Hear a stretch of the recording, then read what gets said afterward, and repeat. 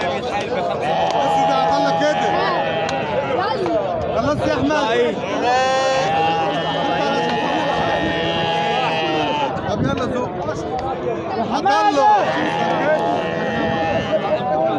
ايه مبدأ الله كده هتفهم. تيجي اعمل حاجه. بص منور كام اخر فتره. بص عليك كده قرب معاك والله ورب العالمين هقرب معاك.